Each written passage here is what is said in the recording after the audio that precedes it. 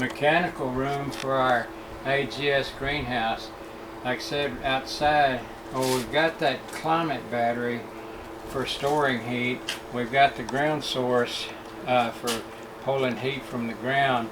We will, when we get time, do our solar heating. That's the third. Then this is our fourth right here. This is our wood stove. And in here, there's a heat exchanger, a bunch of water tubes.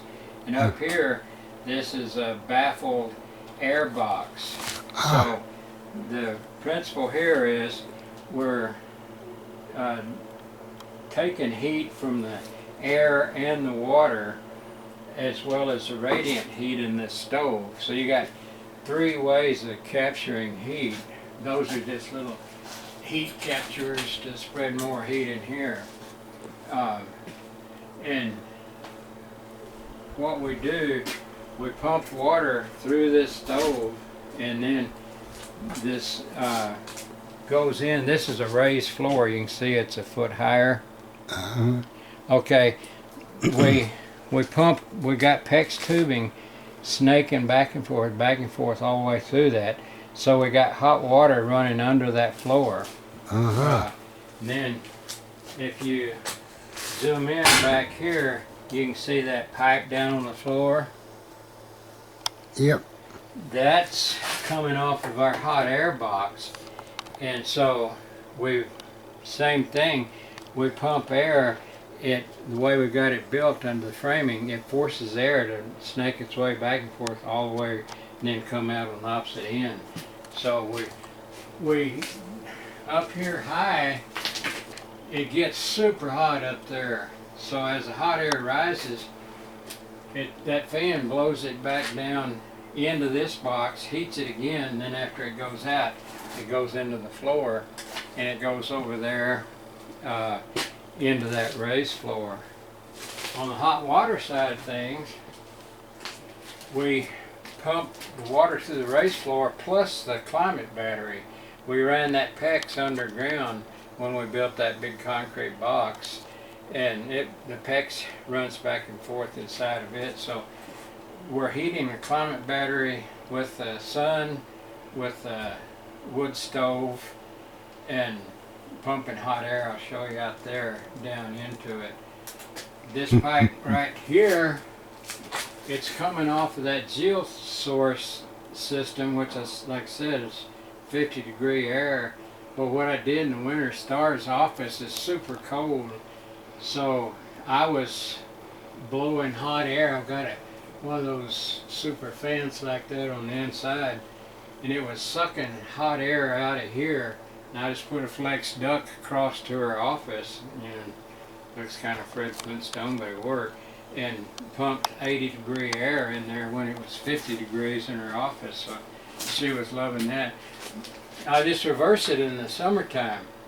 I'll be able to pump cool 50-degree air when it's 100 degrees up there, and then it can put air conditioning upstairs and help cool down the house. Awesome. I use these, they're called AC Infinity fans. There's two of them there and one over here, but I built this once again to capture that hot air, and it goes into a chase that we built all the way across, and it heats our old greenhouse. It works slick. And our PEX tubes off of the hot water system on this stove, we ran them out there too. So we've got a dual hot water system out there off of our wood furnace and off of this. And it enabled us to keep our temperatures up in our old greenhouse for the first time throughout the winter. I still got tons and tons of work to finish this thing, but we've got it functional. Right here, what we're doing here is taking this room, the air gets really hot with that stove there. So we're blowing hot air out into the greenhouse. It comes right through this radiator right here. And to get more BTUs of storage, this over here we just took a old hot water tank, you can see it, and we just put a little pressure tank up there to pressurize the system so we can store hot water in there. It gets up to 180 degrees, the water in there, so and that circulates all through where we're standing here. Right now I've just got a hole in the floor over here.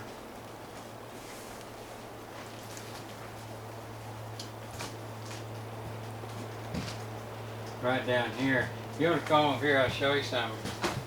I put in little thermistor lines, different levels throughout that climate battery and at different levels underground out there. And I haven't hooked them up yet, but with those thermistors we can monitor what the temperature is underground, inside and outside, all over the place. Wow. And it'll enable us to know you know, when we need to add more heat.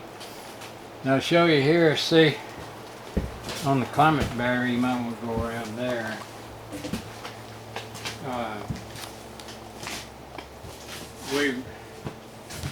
It gets so hot like it is right now.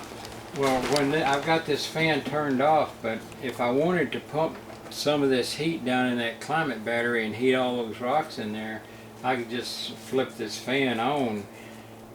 And we put that duct pipe up there, and we've got holes drilled in the top of it.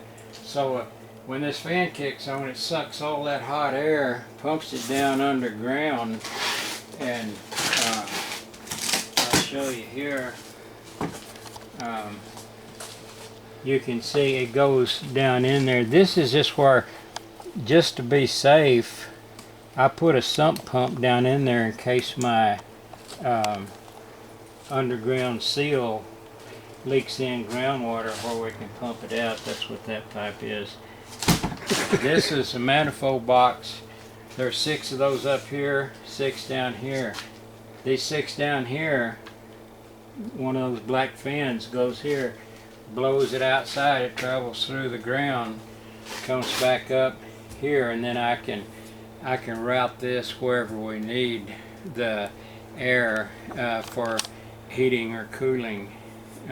So we still got quite a bit to do, but I've got it far enough along now that if emergency hits, I could finish this up in less than a week's time. We had over 2,000 plant starts in here on these tables this spring. Every table was full. I had so many, I was giving them away to anybody that wanted plants, tomatoes, peppers, just all kinds of stuff. It's my first time to experiment big scale, and it's crazy how many plant starts we had in there. But you can see how bright it is in here. Yeah. I was going to get some, people should know this, really cheap and effective way to do your greenhouse cover. See, this is fiber reinforced visqueen. Okay. It's also got a UV coating and super strong. I had some on a log shed out there for 10 years. Well, I was going to get some polycarbonate or that expensive coating covering. I thought, you know what, I'm going to experiment this year just to get it closed in so we can work in here. And I put a layer on top of these 2x6, or 2x4s I mean, and it helped a lot. Then I thought, well, you know, we'll put an inside layer too. Wow, when we created that dead air space between the 2 layers, the temperature jumped in here. And we never did get below freezing, and we had some cold weather this winter. Yeah. So that's pretty much where we are right now. You know, there's a lot of finish up work to do, but you get the gist of how it works. Do you have any questions about any particular application on it? You got this well organized, a working plan that's thought out really, really well.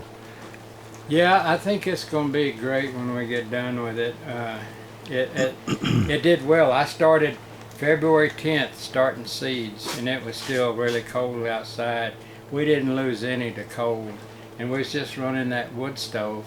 And so we're going to have the ground source system out there helping us this winter. So we'll be in a lot better shape than last winter. So we could grow food to full production in here this winter. So, and it Awesome. should be fairly reasonable. I don't know, we use maybe a cord of wood for through the winter heating this thing, that's like I said, almost free. Yeah.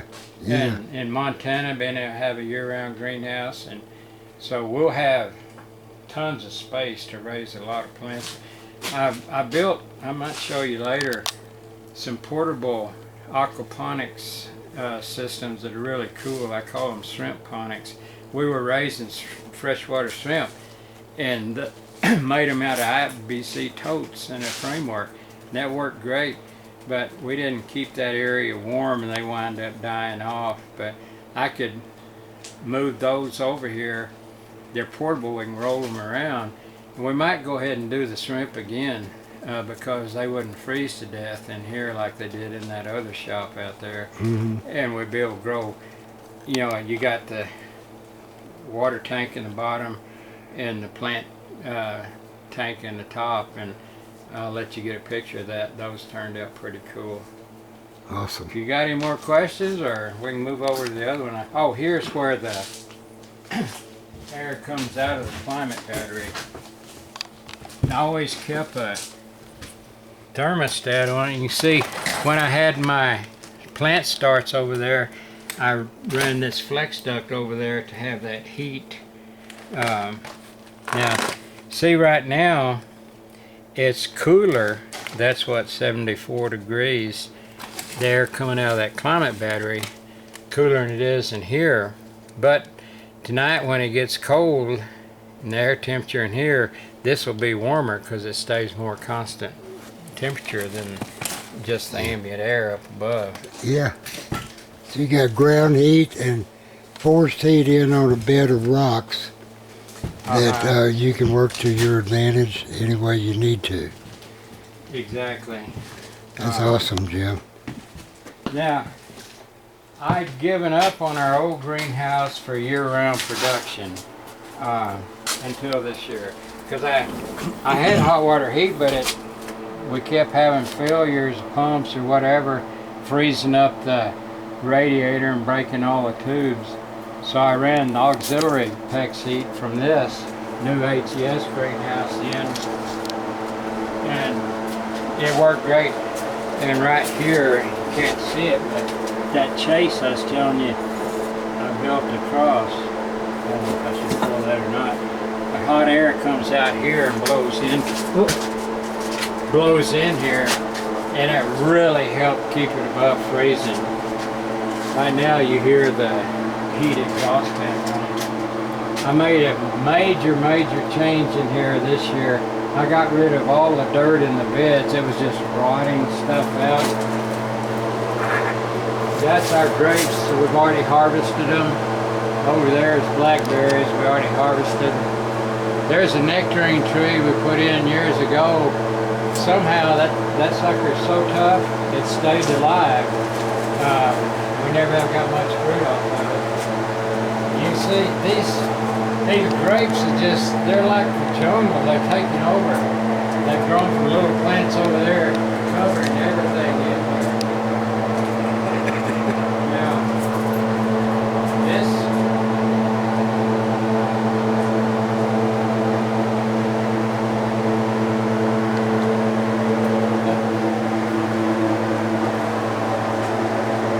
that's crazy. These grapes are just taking over this place. They've just filled up all of that. I was building an upper grow area up there, and I got to prune all this stuff out. This is what I've switched to. I call it frame ponds, and putting these grow bags in, and I just keep water about an inch deep in there, and then use a potting mix, and the water wicks up in there. My corn didn't do very good.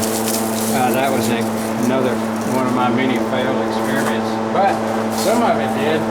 See a little baby ear there? I just didn't have time to tend to it like I should. Now, like here, this is, I believe, and elderberry.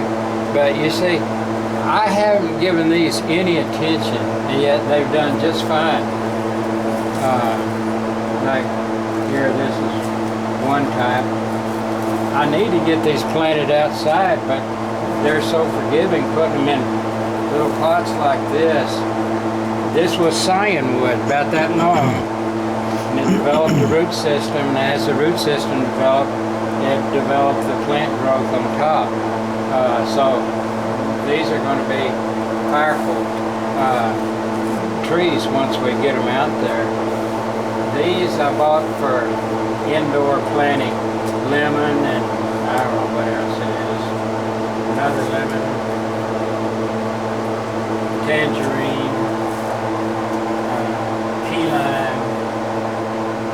And another lemon.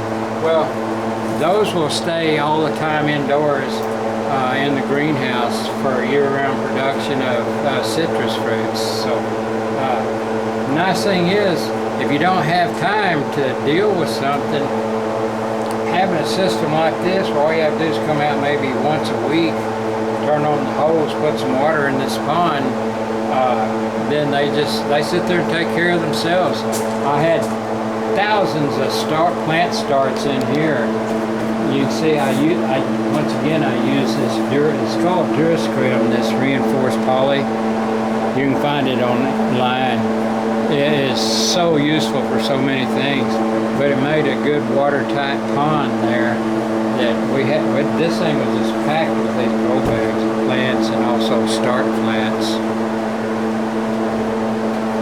So we're kind of abandoned going with just a big dirt bed in there and going like this, because it's easy to change things around. We can move it where it's getting more sun or less sun, and obviously if you do it right, they like it. You know, look at this thing. This ain't crazy how much it's grown since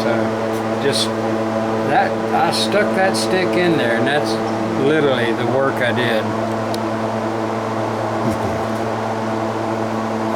So I just turned that area over there to your right into where I was mixing potting mix and a whole bunch of different stuff, and then filling those grow bags, and then I'd move them over, put the plant in, move them over here. So you take your starts out of your little flats, and then just stick them in one of these grow bags and forget about it, really. And it wicks the water up to the roots. And it does what you call air pruning. See those roots, when they come out here, they just prune themselves off. When they hit the air, they die. But what it does, it's like cutting your hair. When you cut your hair, it doesn't make the hair follicles or anything die. It makes the shorter hair stronger, and it continues growing. But what it does, see, that just flicks right off. It air prunes itself off, and it puts all the growth into the root on the inside, makes the roots bigger and stronger. Awesome. Anyway, so it's a simple way for indoor gardening. When I learned about this from Larry Hall and his YouTube videos, he had done them, and we did it one year in a kiddie swimming pool. In fact, I did that for my grandkids one year. I just got them some grow bags and potting mix at Walmart and some starts and a little swimming pool. They live down in Branson. They just absolutely loved it. You know, kids, if people just take time, they want to do things like that. You get them away from that stupid thumbs on the video games. Get their hands in the soil and bonding with these plants, you know, these living beings like us, and they dearly love it. And it's sad that, you know, kids are denied that opportunity. Yeah, oh yeah. So hopefully we'll reach out to more young people and not us old geezers only. Any questions? No.